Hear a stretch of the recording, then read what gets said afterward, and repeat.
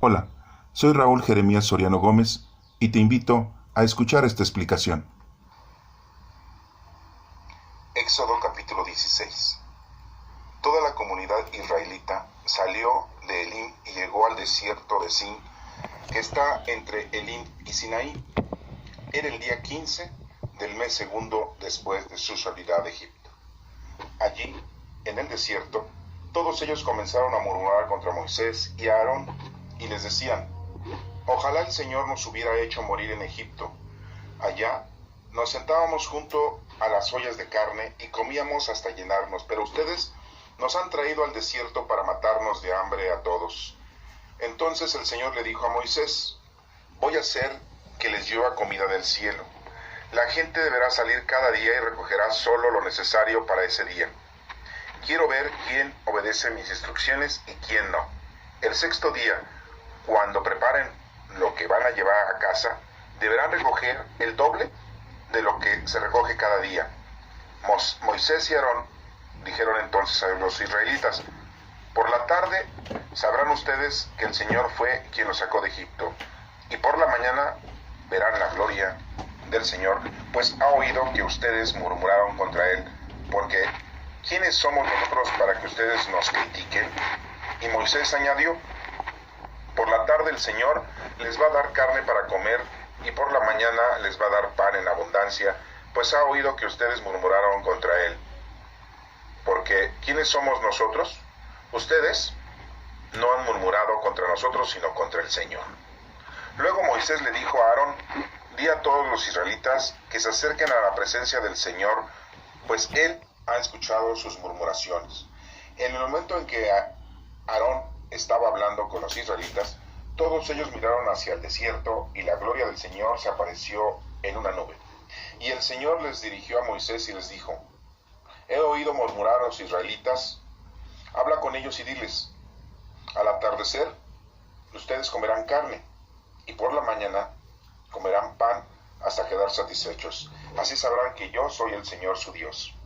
Aquella misma tarde vinieron codornices, las cuales llenaron el campamento, y por la mañana había una capa de rocío alrededor del campamento.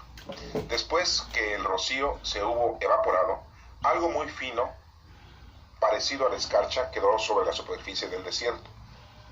Como los israelitas no sabían lo que era, al verlo se decían unos a otros: ¿y esto qué es? Y Moisés les dijo: este es el pan que el Señor les da como alimento.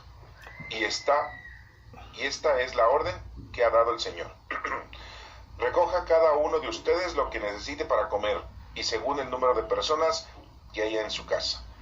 Tome más o menos 2 litros por persona. Los israelitas lo hicieron así: unos recogieron más, otros menos, según la medida acordada, y ni le sobró al que había recogido mucho, ni le faltó al que había recogido poco. Cada uno había recogido la cantidad que necesitaba para comer. Luego Moisés le dijo: nadie debe dejar nada para el día siguiente. Sin embargo, algunos de ellos no hicieron caso a Moisés y dejaron algo para el otro día, pero lo que guardaron se llenó de gusanos y apestaba. Entonces Moisés se enojó con ellos. Cada uno recogía por la mañana lo que necesitaba para comer, pues el calor del sol lo derretía. Pero el sexto día recogieron doble porción de comida, es decir, unos 4 litros por persona. Entonces los jefes de la comunidad fueron a contárselo a Moisés. Y Moisés les dijo: es lo que el Señor ha ordenado. Mañana es el día de reposo, un reposo consagrado al Señor. Cocinen hoy lo que tengan que cocinar, hiervan lo que tengan que hervir, y guarden para mañana todo lo que les sobre, de acuerdo con la orden de Moisés. Ellos guardaron para el día siguiente lo que les había sobrado, y no apestaba ni se llenó de gusanos. Entonces Moisés dijo: cómanlo hoy, que es el día de reposo consagrado al Señor, pues en este día no encontrarán ustedes nada en el campo. Podrán recogerlo durante 6 días, pero el séptimo día, que es el día de reposo, no habrá nada. Algunos de ellos salieron al séptimo día a recoger algo, pero no encontraron nada. Entonces el Señor le dijo a Moisés: ¿hasta cuándo van ustedes a seguir desobedeciendo mis mandamientos y mis enseñanzas? Tomen en cuenta que yo, el Señor, les he dado un día de reposo, por eso el sexto día les doy comida para los 2 días, así que el séptimo día cada uno debe quedarse en su casa y no salir de ella. Entonces La gente reposó el día séptimo. Los israelitas llamaron maná a lo que recogían. Era blanco como semilla de cilantro y dulce como hojuelas con miel. Después Moisés dijo: esta es la orden que ha dado el Señor. Llenen de maná una medida de 2 litros y guárdenla para sus descendientes, para que vean la comida que yo les di a ustedes en el desierto cuando los saqué de Egipto. A Aarón le dijo: toma una canasta y pon en ella unos 2 litros de maná, ponla después en la presencia del Señor y que se guarde para los descendientes de ustedes. De acuerdo con la orden que el Señor le dio a Moisés, Aarón puso la canasta ante el cofre del pacto para que fuera guardada. Los israelitas comieron maná durante 40 años hasta que llegaron a tierras habitadas, es decir, lo comieron hasta que llegaron a las fronteras de la tierra de Canaán. Capítulo 17. Éxodo. Toda la comunidad israelita salió del desierto de Sin, siguiendo su camino poco a poco de acuerdo con las órdenes del Señor. Después acamparon en Refidim, pero no había agua para que el pueblo bebiera. Así que le reclamaron a Moisés diciéndole: danos agua para beber. ¿Por qué me hacen reclamaciones a mí? ¿Por qué me ponen a prueba a Dios? Contestó Moisés. Pero el pueblo tenía sed, y hablaron en contra de Moisés y decían: ¿para qué nos hiciste salir de Egipto? Para matarnos de sed junto con nuestros hijos y nuestros animales. Moisés clamó entonces al Señor y le dijo: ¿qué voy a hacer con esta gente? Un poco más y me matan a pedradas. Y el Señor le contestó: pasa delante del pueblo y hasta acompañar de algunos ancianos de Israel. Llévate también el bastón con que golpeaste el río y ponte en marcha. Yo estaré esperándote allá en el monte Oreb, sobre la roca. Cuando golpees la roca, saldrá agua de ella para que beba la gente. Moisés lo hizo así, a la vista de los ancianos de Israel, y llamó a aquel lugar Meribá, porque los israelitas le habían hecho reclamaciones, y también lo llamó Masá, porque había puesto a prueba a Dios al decir: ¿está o no está el Señor con nosotros? Los amalecitas se dirigieron a Refidim para pelear contra los israelitas. Entonces Moisés le dijo a Josué: escoge algunos hombres y sal a pelear contra los amalecitas.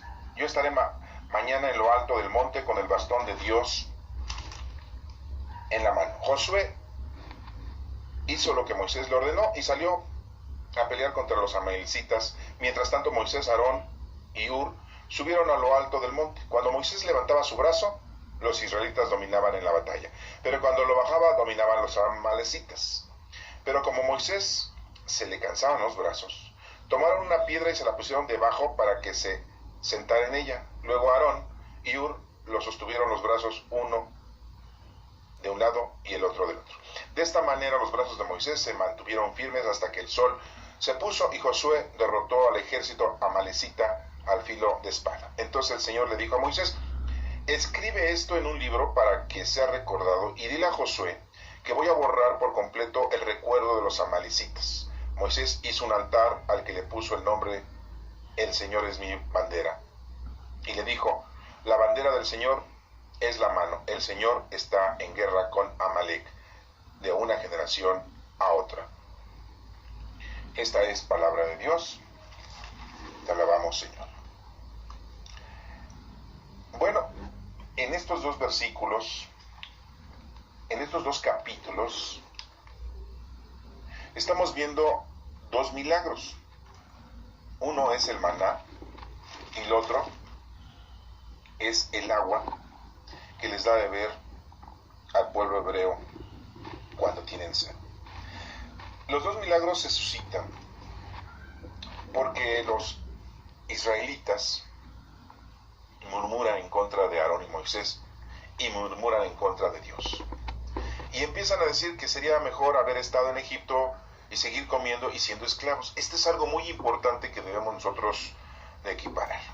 ¿Cómo es posible que tú prefieras ser esclavo y tener lo mínimo para subsistir, a querer estar bien con Dios y tenerlo todo para vivir? Es algo increíble, pero es algo que hasta hoy en día la gente lo prefiere. La gente prefiere vivir en lo mundano y en lo terrenal, satisfacer sus sentidos, sus gustos, mejor vivir poco y morir, que vivir poco, pero estar bien en las cosas del Señor y con el Señor estar bien. Es increíble, pero es algo que se suscita día a día hoy en la actualidad. La gente prefiere vivir la vida de una manera material que acercarse a conocer, amar y servir a Dios. Aquí vemos cómo durante 40 años Dios les estuvo dando de comer a los israelitas. En las tardes las codornices bajaban y se dejaban agarrar para que los israelitas las atraparan y las cocinaran y tuvieran que comer. Y en las mañanas caía ese rocío al que le llamaron maná, caído del cielo se llamaba, caído del cielo, y que no sabían cómo se llamaba. Pero bueno, vamos a ponernos a analizar teológicamente estos dos capítulos para que los podamos entender con mayor énfasis. Se suscitan estas dos situaciones. En el capítulo 16 se suscita que Dios les provee del maná, así llamado por ellos mismos. No es que Dios le haya llamado maná, los israelitas le dijeron maná porque es caído del cielo. Y también les provee de codornices para que coman carne en la tarde. Les da una indicación que el sexto día tienen que recoger doble para el domingo. El sexto día, para el séptimo día, que para ellos es el sábado. Me estoy equivocando porque nosotros los católicos, los cristianos, manejamos el domingo. El sexto día era viernes y el séptimo día es el sábado. Tenían que el viernes recoger doble porque el sábado lo tenían que dedicar exactamente al Señor. Porque se dice la historia que hemos visto nosotros en el Génesis, que Dios el séptimo día descansó. Y Dios quería y quiere que nosotros le adoremos, le agradezcamos su acción divina con nosotros y que un día le ofrezcamos al Señor toda nuestra adoración, todo nuestro respeto y nuestra dedicación. Y bueno, pues así es con esa situación por la cual el Señor les dice que el sexto día recojan doble. Y algunos se dan cuenta ustedes que pues no hacen caso de esto y se les echa a perder el maná. Y no les resultó el querer guardarlo para un día para otro. Los científicos en la actualidad nos mencionan diferentes teorías con respecto al supuesto maná, dicen ellos, al supuesto alimento que cayó, que nos mencionan que era un tipo de alimento que las codornices comían. Por eso las codornices llegaban ahí, porque había ese alimento. Y por eso los israelitas agarraban a las codornices. Nos quieren dar unas explicaciones muy poco basadas en algo lógico. Pero es la ciencia la que nos está mencionando esto, no crean que son cuentos de hadas. Y aún así no lo tienen muy claro ni muy preciso.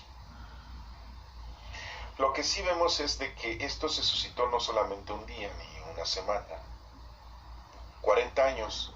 Entonces yo me pregunto, 40 años estuvieron las codornices bajando a donde estaban los israelitas para que las atraparan. Yo no conozco ningún animal que se deje atrapar así tan fácilmente. En este caso las codornices. Entonces, yo creo que han comido ustedes comida de lo que son las codornices, no esa comida. Pues es sabrosa y de hecho es un alimento pues muy caro, una codorniz. Hasta eso, un alimento de lujo. El maná, que es como un pan, como migajón, lo recogían y si no lo comían se aguzunaba, se echaba a perder. Nosotros el migajón que tenemos de nuestro pan se endurece, ¿no? Solamente que esté húmedo o mojado, pues a lo mejor se aguzana. Pero esos puntos son muy importantes para que ustedes los tomen en cuenta y puedan entender el mensaje teológico. ¿Cuál es el mensaje teológico de que nos está indicando este capítulo 16 es que Dios nos atiende, Dios nos da casa, vestido y sustento. Dios les dio de comer a los israelitas durante mucho tiempo. ¿Por qué? 40 años. Era para que los que tenían en ese entonces 40 años, cuando acabaran de recibir ese maná, en 40 pues tuvieran 80 años. Y los niños que nacieron, ya nacieron con esa indicación, con ese proyecto de vida, con esa fuerza divina, con esa adoración, con ese credo y con esa fe de que Dios es el que nos da de comer. Muchos de nosotros decimos, yo tengo lo que tengo por tanto esfuerzo que he hecho en toda mi vida de estudiar y trabajar de sol a sol. Yo tengo lo que tengo porque yo soy incapaz para poder realizar una vida llena de placeres. Y quiero decirles que pues desafortunadamente pues eso no es cierto. Dios es quien nos da la vida, Dios es quien nos da casa, vestido y sustento. Este mensaje es el que integra este capítulo 16. Dios nos da de comer. Recordemos las palabras de nuestro Señor Jesucristo que dijo, no solo de pan vive el hombre, sino de toda palabra que sale del Señor. Y debemos de entender nosotros porque nos alimentamos del conocimiento, de la verdad, de la sabiduría, y podemos nosotros tener la ayuda divina.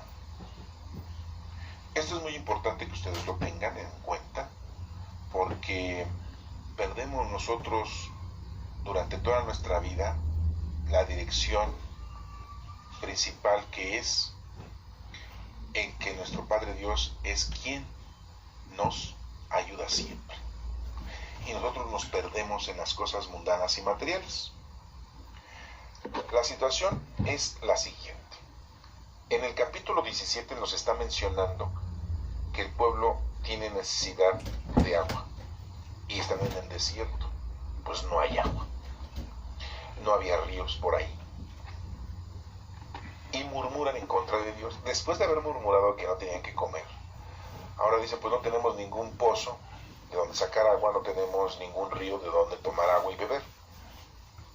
Y volvemos a la presencia divina en la que el Señor le da la indicación a Moisés, que con su bastón va a tocar la roca para que el líquido salga y brote. La ciencia también nos da una referencia, no muy sustentable, de aquel suceso de que se presentó en el que Moisés, al tocar con su vara, con su bastón, con el báculo, la roca, y salió agua para todos los israelitas. Hagan de cuenta que se produjo como un río, porque pues para que tuvieran agua todos los israelitas, que eran miles, se necesitaba que hubiese mucha agua. No con una pipa como en la actualidad, ¿verdad? Que llega una pipa de agua, te llena tu cisterna, tus tinacos y ya tienes agua. Bueno, pues vemos aquí la indicación. Yo estaré esperándote allá en el monte Oreb, le dice Dios a Moisés. Sobre la roca, cuando golpes la roca saldrá agua de ella para que beba la gente. Dios nos da de beber. Pero ¿qué mensaje nos da teológico? El agua es vida. El agua es lo más importante que nosotros debemos de tener para subsistir. Acuérdate que nuestro cuerpo es más agua que materia. El mundo, la tierra, son 3/4 partes de agua y 1/4 parte es tierra. Hay más agua. El agua es muy necesaria. Y de hecho el agua es un simbolismo de purificación, es el simbolismo de vida, es el simbolismo de salvación. Lo vemos en el bautismo de nuestro Señor Jesucristo, que es bautizado en el río Jordán, en donde empieza la purificación, en donde empieza, que les dice Juan el Bautista, arrepiéntanse de sus pecados, y los introduce en el río Jordán y los bautiza, en el nombre del Padre, del Hijo y del Espíritu Santo. En donde se apareció una paloma como símbolo del Espíritu Santo, sobrevolando la cabeza de nuestro Señor Jesucristo. Vemos cómo el agua es separada en la bóveda celeste, así lo dice en el Génesis, en el capítulo 1, para que hubiese tierra, se separa el agua y entonces hay tierra. El agua es muy importante. Vemos que el agua está en los jarrones, en la boda en que asistió nuestro Señor Jesucristo y nuestra Santísima Madre, y que Jesucristo la convierte en vino. El agua de purificación fue usada para destruir en una ocasión el globo terráqueo en el diluvio, en el que vemos que Noé, con su esposa y sus 3 hijos y sus nueras, permanecieron dentro del arca y se salvaron después de que el agua estuvo cayendo, lloviendo durante 40 días y 40 noches de una manera torrencial. El agua es partícipe de este hecho, y que pues la ciencia sabe, y lo dice la historia, de que cuando ocurrió ese diluvio se inundó toda la tierra. Por ahí dicen que muchas ciudades quedaron sepultadas bajo el agua. En la actualidad han encontrado ciudades bajo el agua y se menciona que eran ciudades o gente con una preparación, con un conocimiento muy avanzado. Esto me hace recordarles a ustedes que hasta en la actualidad la ciencia no nos ha podido explicar cómo las pirámides de Egipto, las pirámides aquí en México de los mayas, de las pirámides de Teotihuacán, fueron construidas.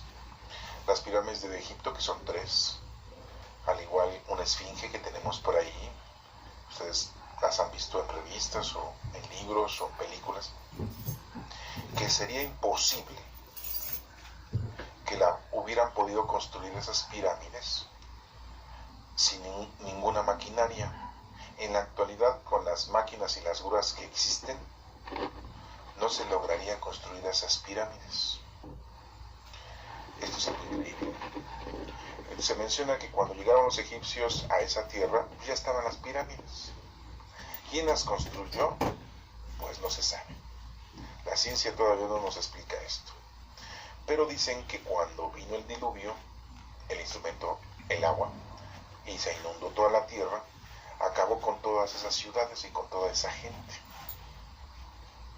que existía en esos lugares, y pues los únicos que sobrevivió pues fueron las pirámides, la esfinge y algunos otros, tanto en México como las pirámides de Teotihuacán, como las pirámides de los mayas.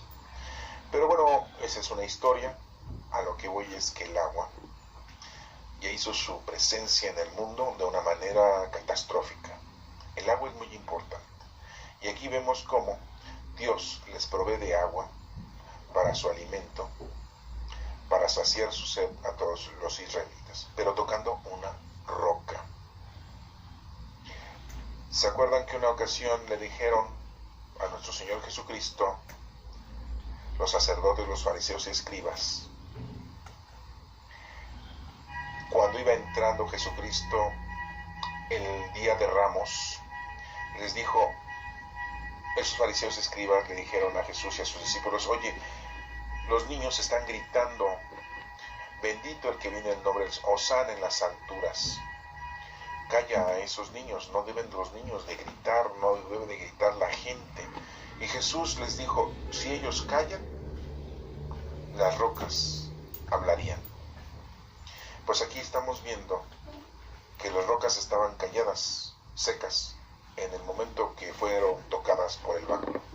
Con el poder de nuestro Padre Dios, brotó una inmensidad de líquido, de agua torrencial, para que bebieran todos los israelitas durante muchos años, ya que no habían encontrado ningún pozo, no habían encontrado ningún río que los saciara de su sed. Y ese lugar se llamó Meribá, así le puso el nombre Moisés acompañado de los ancianos del pueblo. Y también le pusieron el nombre de Masá porque habían puesto a prueba a Dios. Eso quiere significar Meribá y Masá. Eso Esos lugares, pues bueno, todavía existen en la actualidad y están presentes, ¿no? Para que nosotros nos acordemos de la acción divina, de que nuestro Padre Dios les dio también de beber, sació su sed a los israelitas. Estas dos acciones divinas milagrosas nos hacen ver teológicamente que nuestro Padre Dios siempre está de nuestro cuidado y que siempre escucha todo lo que nosotros hablamos, todo lo que nosotros decimos, opinamos. Si lo hacemos bien, lo hacemos mal, Él siempre nos está escuchando. Por eso decimos en una de nuestras oraciones que Dios está en todas partes, creador del cielo y de la tierra, de todo lo visible y lo invisible. En la réplica decimos que Dios está en todos lados, porque Él nos escucha a cada uno de nosotros. Nos escucha nuestras murmuraciones, nos escucha nuestros lamentos, como escuchó al pueblo hebreo que se lamentaba de ya haber sido esclavizado en Egipto. Nuestro Padre Dios escucha nuestros ruegos, nuestras peticiones. Aunque tú no lo creas, Él siempre está a nuestro lado, siempre está escuchándonos. Más aún si eres un cumplidor y hacedor del bien y trabajador de los dones del Espíritu Santo que recibiste desde el bautismo. Dios siempre nos escucha. Hay una importancia en la que debemos nosotros aclarar aquí, antes de pasar a la parte final del capítulo número 17, en que en la actualidad nosotros tenemos muchas evocaciones a diferentes divinidades. Le pedimos a algún santo al que le tenemos nosotros mucho aprecio. Le pedimos a algún ángel al que le tenemos también mucha devoción. O le pedimos a nuestra Santísima Madre que nos ayude y que pida por nosotros y le rogamos a ella. Y le pedimos hasta en la oración del Ave María que hemos nosotros conformado, que ruegue por nosotros en nuestro momento de nuestra muerte. Pero quiero hacerles entender a ustedes que esa situación doctrinal, esa acción que tenemos nosotros en la actualidad, difiere mucho. Voy a ser muy severo, muy agresivo quizá. No hay otro Dios, solamente nuestro Padre Dios. No le busquemos por otro lado. Si tú quieres hacer oración a nuestra Santísima Madre, está bien que lo hagas, pero recuerda que nuestro Padre Dios te escucha. No necesita intermediarios, y en este caso intermediarias. Tú le puedes venerar a nuestra Santísima Madre, amar a nuestra Santísima Madre, querer a nuestra Santísima Madre, o pedirle a nuestra Santísima Madre que le pida a nuestro Padre Dios. Y dirás tú, es que a nuestra Santísima Madre nuestro Padre Dios le va a escuchar más pronto que a mí. Como que te haces menos, como que te sientes menos. Muchas veces porque nos sentimos que somos pecadores, ¿no? Porque no hacemos bien las cosas. Pues entonces ponte a hacer bien las cosas. De todas maneras, las hagas bien o las hagas mal, aquí nos dimos cuenta que murmuraban en contra de Moisés y Aarón, y así estaban murmurando en contra de Dios. Y de todas maneras Dios les escucha. Está muy claro esto, ¿eh? No tienen necesidad de estar teniendo intermediarias, hablando por medio de nuestra Santísima Madre. Pero más bien, diría yo, que hiciéramos oración de veneración, un cántico de alegría, porque nuestra Santísima Madre también está con nosotros. Porque nuestra Santísima Madre pide por nosotros, aunque tú no le digas a nuestra Santísima Madre, oye, pide por nosotros. No, ella ya pide por nosotros. Ella también está al tanto de nosotros como una madre que es siempre para todos. Siempre está al cuidado de sus hijos. Y nosotros formamos parte ya también de ser hijos de nuestra Santísima Madre, porque así nuestro Maestro, nuestro Señor Jesucristo, nos dejó a María como nuestra madre. Pero de ahí a que tú le pongas más importancia a nuestra Santísima Madre que a Dios, aguas, no vayas a caer en el fanatismo, ni tampoco vayas a caer en el desorden y de que vayas a pensar tú de que nuestra Santísima Madre está por encima de nuestro Padre Dios. ¿Saben por qué digo esto? Porque en una de las réplicas de nuestro rosario que nosotros los católicos hacemos como un rezo rutinario, decimos Madre de Dios Hijo. Pues sí, porque nuestra Santísima Madre fue madre de nuestro Señor Jesucristo, del Hijo de Dios.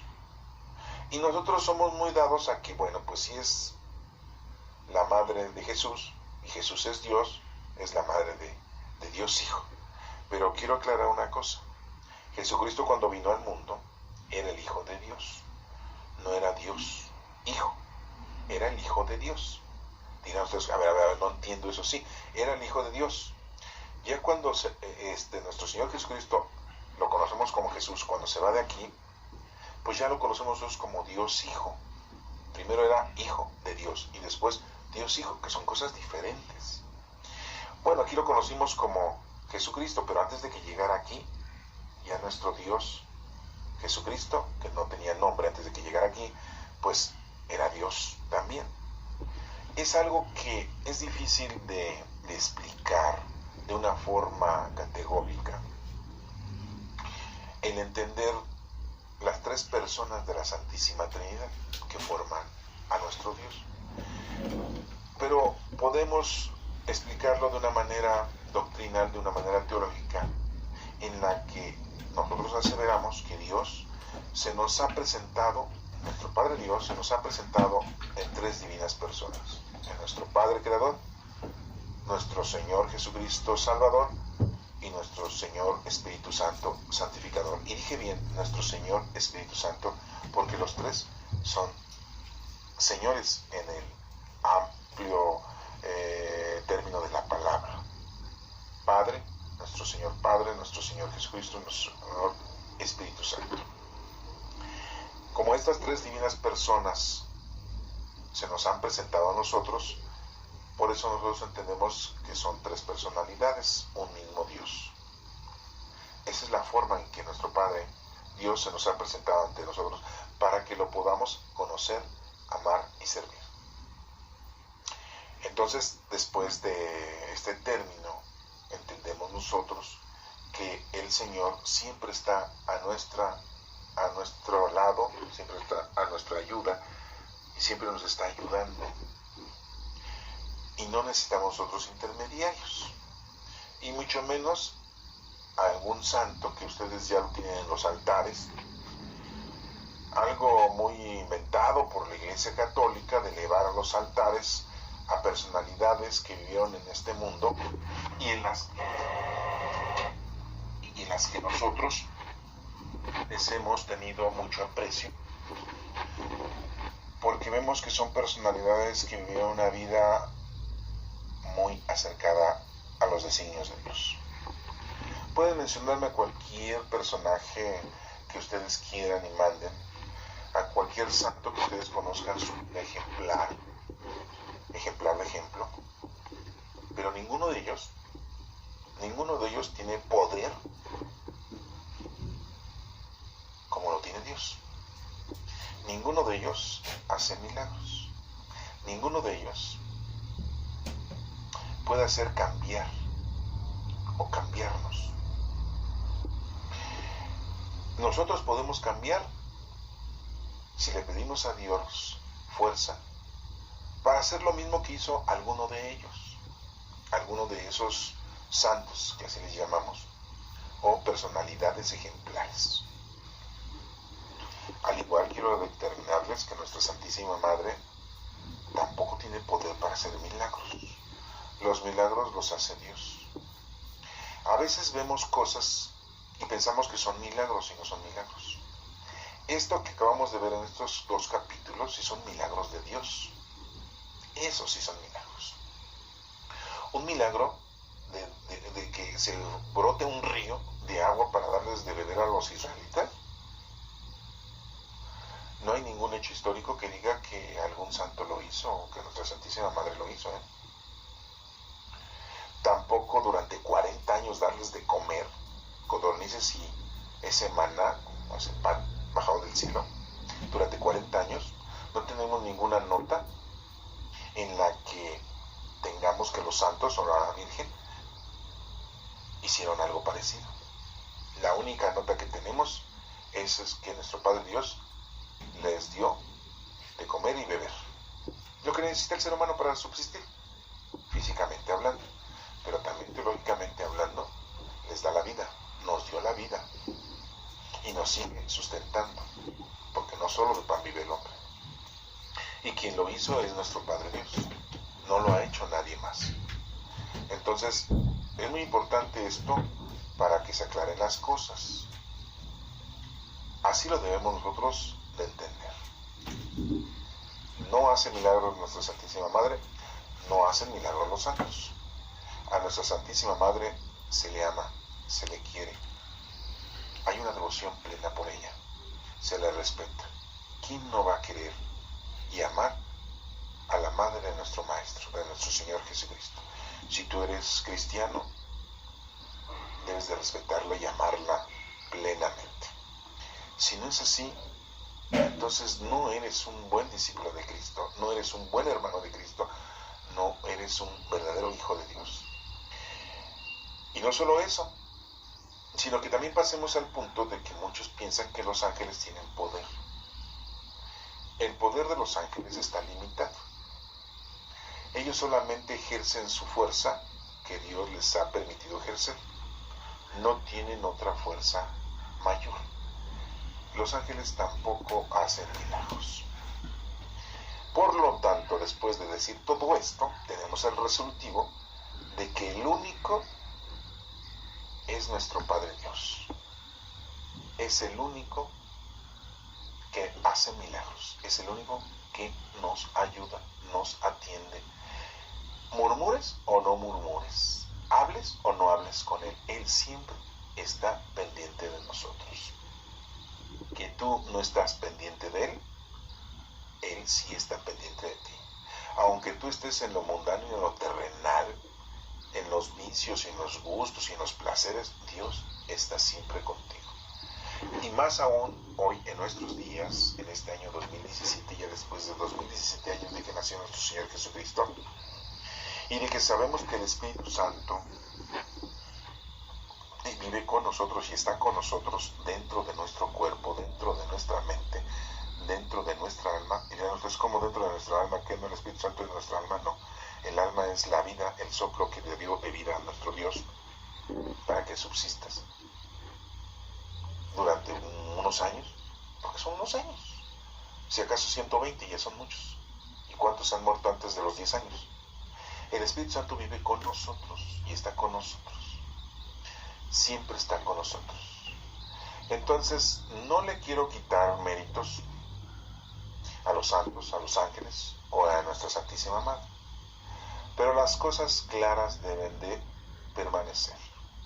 Para esto es el que nosotros leamos y entendamos estos mensajes de estos sucesos que Dios les dio de comer y de beber. ¿Quién es el que provee de todo? Nuestro Padre Dios. Él es el que hace los milagros. Él es el que nos atiende.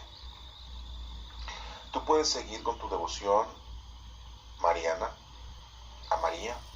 Tú puedes seguir con tu aceptación, tu devoción, tu aceptación a la vida ejemplar de algunos personajes que han vivido, que han llevado una vida de recato, que han vivido una vida plena en las cosas del Señor y se han convertido.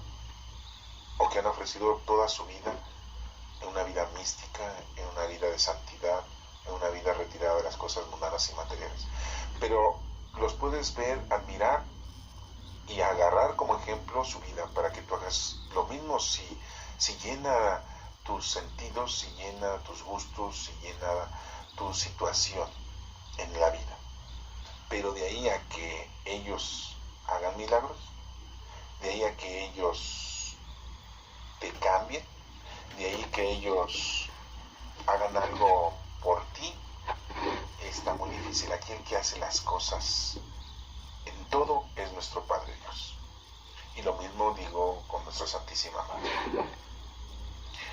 Y los ángeles al igual. Los ángeles no se mueven si Dios no les da la indicación. Por lo tanto, vuelvo a reiterar, amar a Dios sobre todas las cosas, y dice Cristo, y a tu prójimo como a ti mismo. Si no, tú no te aprendes a amar, no vas a aprender a amar al prójimo. Estos dos capítulos nos mencionan este suceso. Dios está con nosotros y tú debes de estar con Dios. En la parte final vemos un suceso que hay en contra de los amalecitas. Querían hacerle guerra a los israelitas por estar en ese lugar. Acuérdense que pues siempre hay problemas, hasta en nosotros en la actualidad, siempre hay problemas con las propiedades, con los terrenos, con las casas, con los lugares. Nos adueñamos. En aquel entonces los amalecitas pues vivían por ahí, estaban por ahí, y no les parecía que los israelitas se quedaran ahí. Y bueno, pues les van a hacer la guerra. Dios defiende a los israelitas. Dirán ustedes, pues es que son sus consentidos, era su pueblo escogido. Pobres amalecitas. Estaban luchando en contra de los israelitas, pero pues más bien estaban luchando en contra del poder de nuestro Padre Dios, del Todopoderoso, del Creador del cielo y de la tierra. Pues ¿quién iba a poder triunfar en contra de Dios? Pues nadie. Lógico que iban a triunfar los israelitas. Pero pasa aquí un suceso muy curioso, ¿no? Que está Moisés ahí, tiene que estar levantando sus brazos, ¿verdad? El bastón en lo alto. Y los dos brazos, el derecho y el izquierdo, ¿sí? Para que pudieran ir ganando la batalla los israelitas en contra de los amalecitas. Pero aquí hay algo importante, diríamos, bueno, ¿qué hicieron de malo los amalecitas para que Dios no los ayudara? Pues también son creación de Él. Uno, no lo adoraban, no lo respetaban, no lo conocían, no lo obedecían. Número uno. Número dos, los amalecitas se estaban apropiando de la tierra. ¿Y quién les dio la tierra? Nuestro Padre Dios. Y Dios es quien reparte los bienes materiales y mundanos. Y en la actualidad, ¿quién se reparte los bienes materiales y mundanos? Pues nosotros. Nosotros andamos haciendo la repartición de nuestras pertenencias. Nos apoderamos. Ese es un sistema de organización que tenemos en el planeta, ¿verdad? Tú trabajas, compras un terreno, construyes tu casa, compras una casa, compras tus muebles y esa es tu propiedad. Así está organizada la situación en la actualidad y en muchas otras épocas así se organizó la situación para poder vivir en paz, ¿sí? Pareciera que vivimos en paz así y ponemos una barda para que el vecino no se pase de lanza, o sea, no se pase a nuestro territorio. Y tenemos 4 paredes, al fondo, del lado derecho y del lado izquierdo, para que los vecinos respeten nuestra propiedad y nosotros respetemos su propiedad.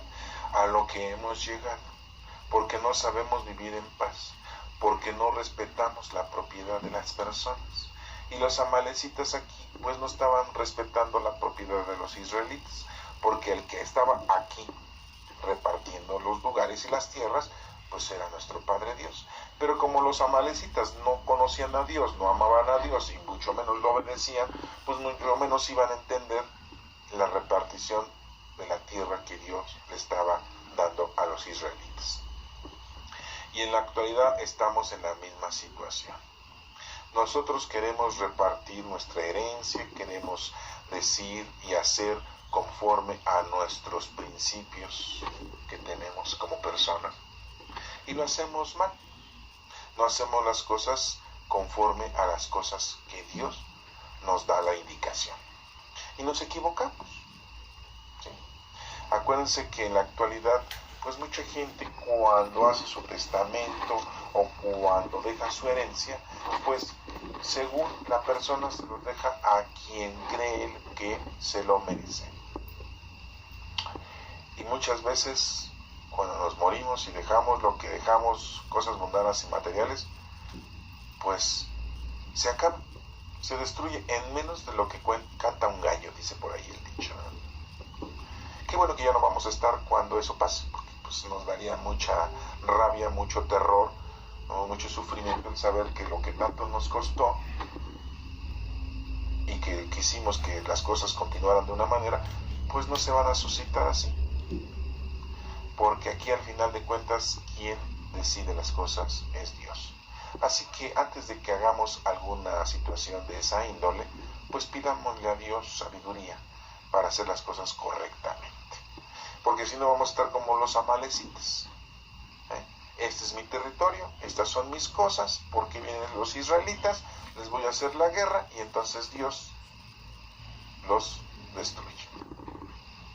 Y nos menciona aquí que Moisés da la orden para salir a pelear contra los amalecitas y cuando Moisés levantaba su brazo iban ganando los israelitas, pero cuando se cansaba su brazo y lo bajaba con el bastón, con el báculo, iban perdiendo los israelitas. O sea, eso parece como de película, ¿no? ¿Qué quiere dar a entender esto teológicamente? Que el levantar el brazo, el báculo, es que hay que estar levantados en el nombre del Señor y que durante toda tu vida estés tú siempre delante de Dios, con Dios, porque si te alejas, te sientas, te agachas y bajas los brazos, pierdes. ¿Qué es bajar los brazos? Alejarte del Señor, alejarte de las cosas de Dios, dedicarte al mundo, a lo terrenal, a lo que no es espiritual. Eso es bajar los brazos, eso es estar sentado. Y vas a perder la batalla contra aquellos que te están haciendo la guerra. Dios te está dando las indicaciones de cómo debe tú de comportarte en la vida. Sin Dios estás perdido. Con Dios estás en el triunfo total. Si te alejas de Dios, te pierdes. Si comes de Dios, te salvas. Si cumples con lo que te corresponde, estás obedeciendo a Dios y Dios está siempre contigo, brindándote todo. Pero si tú no haces lo que te corresponde, Dios de todas maneras está contigo, pero Dios no te va a poder ayudar, no porque no pueda Él y no porque no quiera, sino porque tú has decidido destruirte a ti mismo. Tú solo te castigas, Dios no te castiga. Dios primero te avisa. Si tú acercas la mano al fuego, te quemas. Pero te gusta quemarte las manos. ¿Prefieres quemarte las manos y vivir una vida plena y placentera que alejar las manos del fuego y no saber qué es el fuego? Es una situación muy terrible para los seres humanos en la actualidad. Prefieren las cosas terrenales y mundanas y lo malo y alejarse de Dios. Alejarse de Dios, porque nosotros somos los que nos alejamos de Dios. Dios nunca se aleja de nosotros, Él siempre está con nosotros. Y bueno, pues nos menciona aquí, como Moisés se cansaba, pues tuvo que tener ayuda. Y ahí estaba Josué ayudándole, Aarón y Hur ayudándole a Moisés, levantando sus brazos para que no se cansara. Y fueron por una piedra para que pudiera sentarse Moisés y no se cansara de estar parado, no le fueran a dar calambres, ¿verdad?, en los muslos, unas reumas. Y bueno, nos menciona que de esta manera, al estar firme, Josué derrotó al ejército amalecita al filo de la espada. Hubo muchas muertes. Dirán ustedes que al Señor le gustaba que los israelitas asesinaran. Pues no. La guerra es un jinete del Apocalipsis. ¿Sí se acuerdan de eso? Que hay 4 jinetes: el hambre, la guerra, ¿sí?, la peste, la muerte. Cuando hay guerra, hay peste. ¿Por qué? Porque hay muerte. Y cuando todo esto acaba, pues hay un hambre. Muchos hombres mueren. Aquí Dios defiende al pueblo israelita porque es el pueblo que lo está adorando, es el pueblo que lo está obedeciendo. Y los otros están luchando en contra y quieren matar. Josué, siendo el capitán, y el ejército israelita triunfa contra la gente malvada. Desafortunadamente los amalecitas escogieron el camino más corto, el camino que los llevó a su propio destino, la muerte. Estaban lejos de Dios y murieron. No es que Dios haya querido que se murieran, ellos solos buscaron su muerte porque estaban luchando en contra del pueblo israelita, estaban luchando en contra de los hijos de Dios, estaban luchando en contra de Dios mismo, de sus órdenes, y mueren. No se puede hacer nada cuando tú decides morir, y ellos decidieron morir en guerra. Hay gente que se suicida, deciden suicidarse. Nos menciona aquí al final que Dios le dice: escribe esto en un libro para que sea recordado. Está escrito en este libro, está escrito en este capítulo, y lo estamos nosotros recordando. ¿Se dan cuenta cómo entonces se cumple todo esto? En otra lectura, en el capítulo 15, ¿se acuerdan ustedes que vimos un cántico de Moisés que hizo cuando fueron muertos todos los egipcios? Es algo que no debemos de hacer. Es algo que aquí tampoco debiéramos hacer. Luchar contra el enemigo cara a cara y que muera mucha gente. En la actualidad estamos en el 2017, estamos librando guerra, gente nefasta. Unos dicen que creen en Dios, otros dicen que no creen en Dios. Estamos hablando de Estados Unidos y de Corea. Estamos hablando de Estados Unidos y Siria. Estamos hablando de Estados Unidos y Venezuela. Y nosotros, bueno, y Estados Unidos siempre está, sí, parece el policía del mundo entero. Y según ellos creen en Dios. Según ellos se sienten protegidos de Dios. Y de plano, pues los del Corea del Norte, pues ellos no creen en Dios. Y están buscando la guerra, igual que los amalecitas. Entonces, no hay mucho que decir. ¿Quién creen que gane una guerra contra Corea? ¿Quién creen que gane una guerra contra Siria? Dirán ustedes, pero los sirios sí creen en Dios, sí. ¿Y creen en el mismo Dios que nosotros? Por eso hago esa pregunta. Corea del Norte no cree en Dios, como los amalecitas. ¿Quién creen que gane? Los sirios sí creen en Dios, igual que los israelitas, igual que los de Estados Unidos, supuestamente. ¿Quién creen que gane? Nada más va a haber muertes. ¿Sí? ¿Y quién va a ganar? Nadie. ¿Quién creen que gane en contra de Venezuela? Estados Unidos o Venezuela, siendo que Maduro supuestamente cree en Dios, supuestamente, y Estados Unidos creen en Dios. Bueno, pues esas respuestas se las dejo a ustedes ya después de analizar esto, para que entiendan ustedes entonces cómo les va a ir, porque aquí estamos analizando una guerra. A Dios no le gusta la guerra. Dios no le gusta que nos matemos. Aquí vemos que está defendiendo a quién, al pueblo israelita, que es quien adora a Dios, cumple con Dios y está haciendo todo lo posible por hacer la labor que Dios ha dado, ha indicado. Y Dios nos va a ayudar a nosotros siempre y cuando nosotros estemos con Dios. Y aquellos que nos hagan la guerra, pues van a sufrir, porque ellos han decidido hacer la guerra, y ellos van a sufrir su muerte, no solamente espiritual, sino también física. Lo estamos viendo aquí. Y nos menciona al final la bandera del Señor. Dice aquí: el Señor es nuestra bandera. El Señor está en guerra con Amalek de una generación a otra. Así termina estos dos capítulos.